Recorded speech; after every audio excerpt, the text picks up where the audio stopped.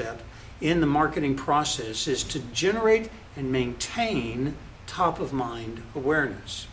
If I were to ask you, where should I go to get information about Mickey Mouse? I'll bet you just almost instantaneously think of Disney.com. Well, Disney.com has the highest possible top of mind awareness score, but that did not happen overnight. It happened because of years and years and years of tremendous brand marketing and management on Disney's behalf to generate one of the highest possible top of mind awareness scores. So the next step, once consumers think of you, is your job is to make them think of you as an expert or an authority in your field. It doesn't matter what your field is. It could be making sandwiches, it could be brain surgery, it doesn't matter. Whatever field you're in, consumers want to deal with a top shelf, top caliber, world-class vendor.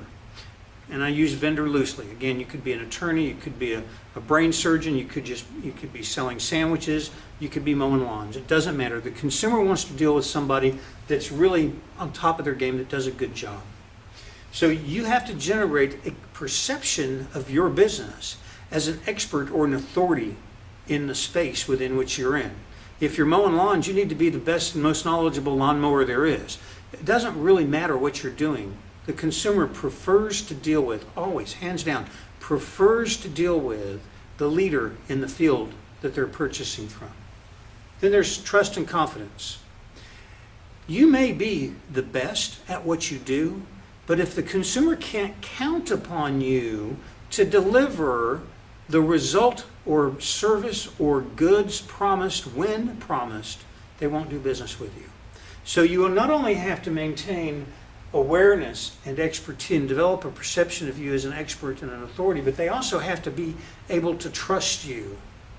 And then and only then will they go on to purchase from you. This is what's known as the Ibm Paradigm.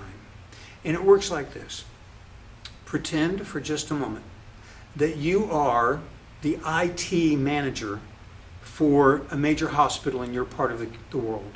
And that hospital board of directors or senior management comes to you and says, Bob, your name is Bob. Bob, I want you to boil down our choices. We need to do a $40 million, we need to renovate our entire IT system within the hospital. And we have a budget of up to $40 million, and we want you to select the best vendor. And so you go through and do your research, and you get it down to two different companies. You get it down to Tom's Computer Service and IBM. Now you're an expert. You know the ins and outs of the technology thoroughly, and you evaluate both of them, and you conclude that Tom's is identical to IBM in half the price. IBM's